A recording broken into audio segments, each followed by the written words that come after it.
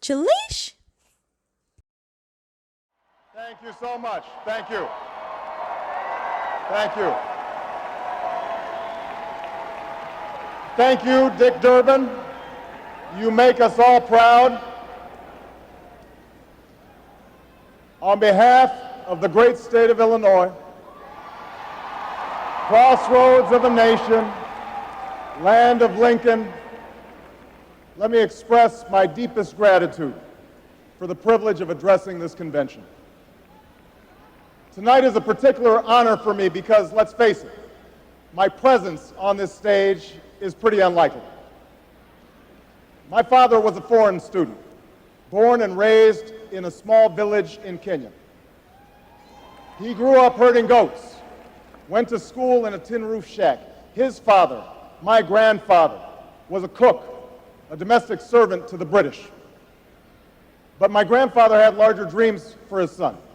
Through hard work and perseverance, my father got a scholarship to study in a magical place, America, that shone as a beacon of freedom and opportunity to so many who had come before.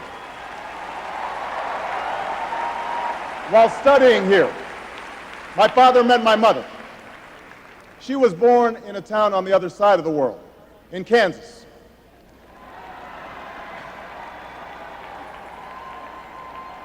Her father worked on oil rigs and farms through most of the Depression.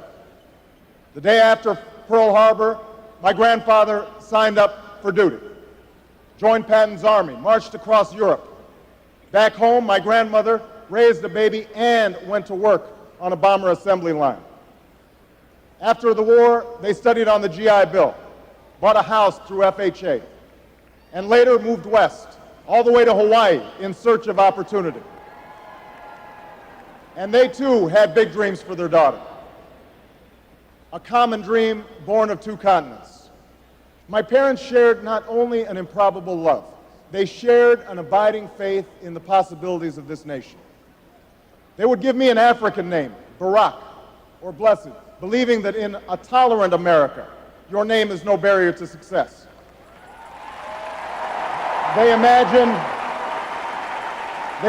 me going to the best schools in the land, even though they weren't rich, because in a generous America, you don't have to be rich to achieve your potential. They're both passed away now. And yet I know that on this night, they look down on me with great pride. They stand here, and I stand here today, grateful for the diversity of my heritage, aware that my parents' dreams live on in my two precious daughters. I stand here knowing that my story is part of the larger American story, that I owe a debt to all of those who came before me, and that in no other country on earth is my story even possible.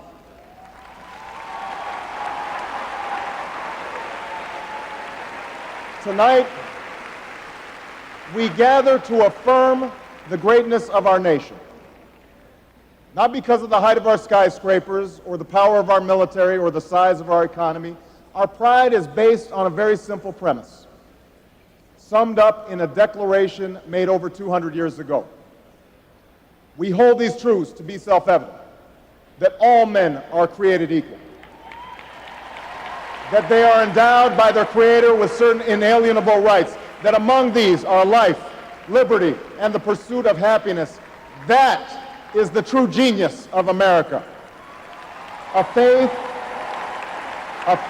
in simple dreams, an insistence on small miracles, that we can tuck in our children at night and know that they are fed and clothed and safe from harm, that we can say what we think, write what we think without hearing a sudden knock on the door, that we can have an idea and start our own business without paying a bribe, that we can participate in the political process without fear of retribution, and that our votes will be counted, at least most of the time.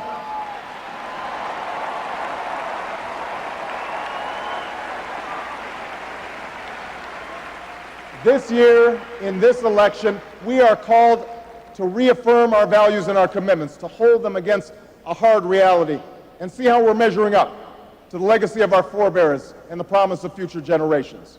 And fellow Americans, Democrats, Republicans, Independents, I say to you tonight, we have more work to do.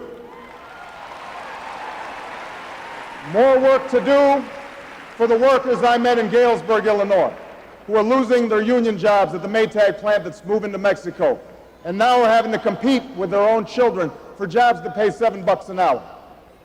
More to do for the father that I met who was losing his job and choking back the tears wondering how he would pay $4,500 a month for the drugs his son needs without the health benefits that he counted on. More to do for the young woman in East St. Louis and thousands more like her who has the grades, has the drive, has the will, but doesn't have the money to go to college. Now, don't get me wrong. The people I meet in small towns and big cities, in diners and office parks, they don't expect government to solve all their problems. They know they have to work hard to get ahead, and they want to. Go into the collar counties around Chicago, and people will tell you they don't want their tax money wasted by a welfare agency or by the Pentagon. Go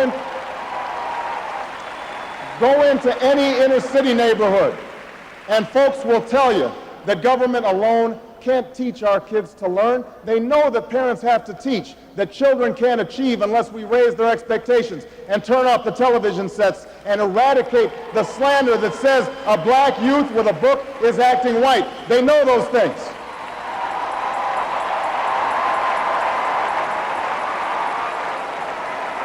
People don't expect government to solve all their problems.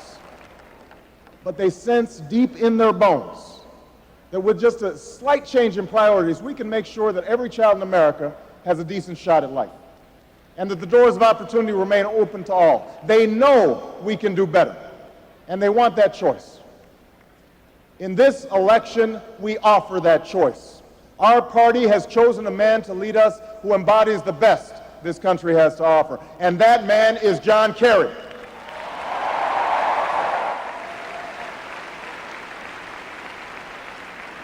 John Kerry understands the ideals of community, faith, and service because they've defined his life. From his heroic service to Vietnam, to his years as a prosecutor and lieutenant governor, through 2 decades in the United States Senate, he's devoted himself to this country. Again and again, we've seen him make tough choices when easier ones were available.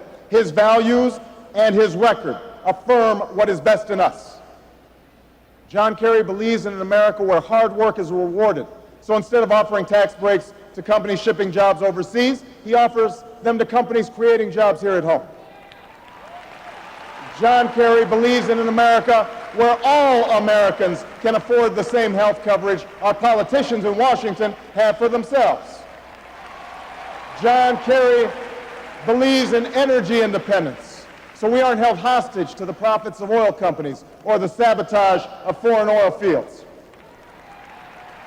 John Kerry believes in the constitutional freedoms that have made our country the envy of the world, and he will never sacrifice our basic liberties, nor use faith as a wedge to divide us.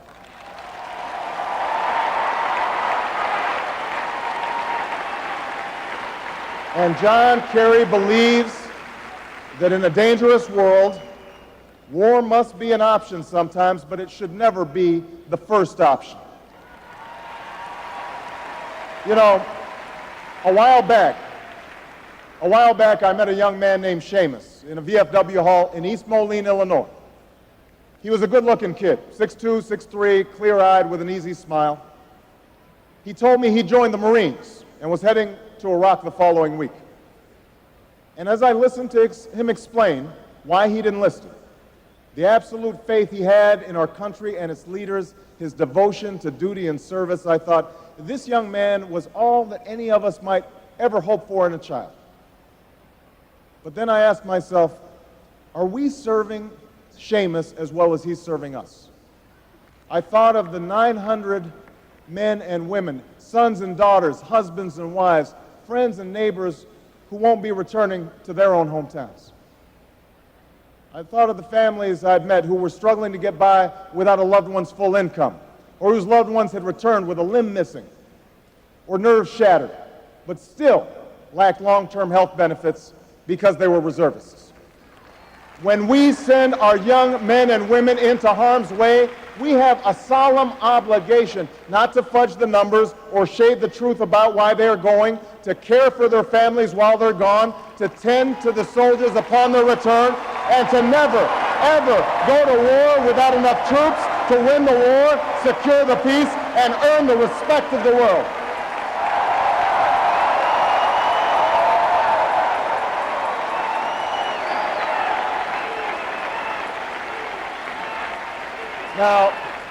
Now let me be clear. Let me be clear. We have real enemies in the world. These enemies must be found, they must be pursued, and they must be defeated. John Kerry knows this. And just as Lieutenant Kerry did not hesitate to risk his life to protect the men who served with him in Vietnam, President Kerry will not hesitate one moment to use our military might to keep America safe and secure. John Kerry believes in America. And he knows that it's not enough for just some of us to prosper. For alongside our famous individualism, there's another ingredient in the American saga. A belief that we're all connected as one people. If there's a child on the south side of Chicago who can't read, that matters to me even if it's not my child.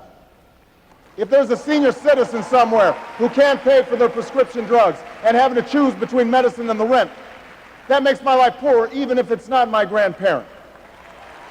If there's an Arab American family being rounded up without benefit of an attorney or due process, that threatens my civil liberties.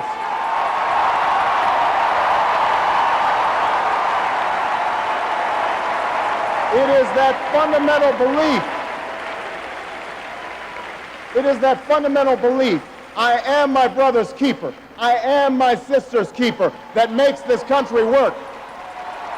It's what allows us to pursue our individual dreams and yet still come together as one American family. E pluribus unum, out of many, one. Now, even as we speak, there are those who are preparing to divide us. The spin masters, the negative ad peddlers, who embrace the politics of anything goes.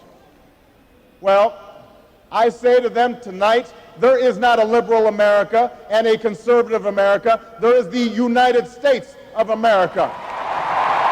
There is not a black America and a white America and Latino America and Asian America. There's the United States of America. The pundits like to slice and dice our country into red states and blue states, red states for Republicans, blue states for Democrats. But I've got news for them too. We worship an awesome God in the blue states, and we don't like federal agents poking around in our libraries in the red states. We coach Little League in the blue states, and yes, we've got some gay friends in the red states. There are patriots who opposed the war in Iraq, and there are patriots who supported the war in Iraq. We are one people, all of us pledging allegiance to the Stars and Stripes, all of us defending the United States of America.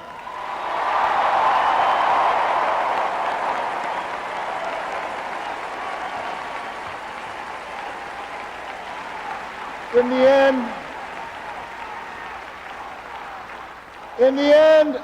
the end, that's what this election is about. Do we participate in a politics of cynicism, or do we participate in a politics of hope? John Kerry calls on us to hope. John Edwards calls on us to hope. I'm not talking about blind optimism here, the almost willful ignorance that thinks unemployment will go away if we just don't think about it, or healthcare crisis will solve itself if we just ignore it. That's not what I'm talking about. I'm talking about something more substantial. It's the hope of slaves sitting around a fire singing freedom songs. The hope of immigrants setting out for distant shores. The hope of a young naval lieutenant bravely patrolling the Mekong Delta. The hope of a mill worker's son who dares to defy the odds. The hope of a skinny kid with a funny name who believes that America has a place for him too.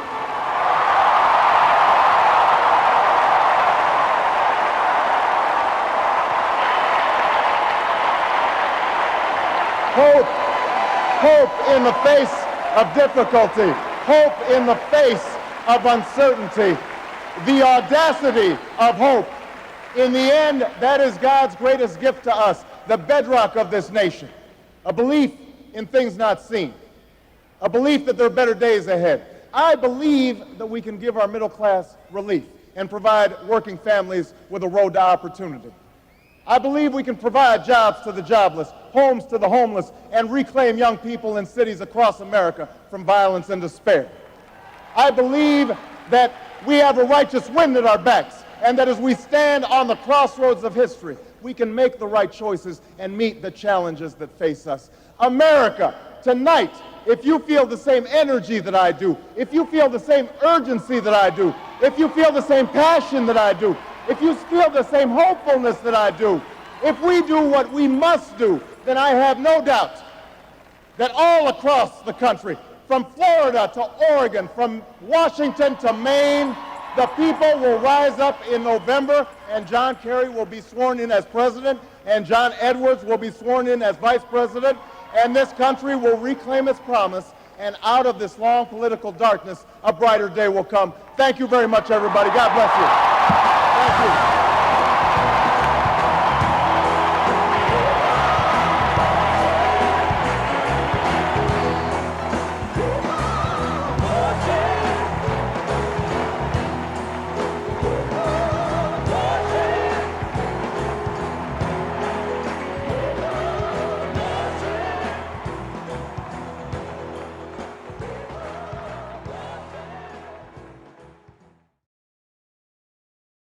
Julish?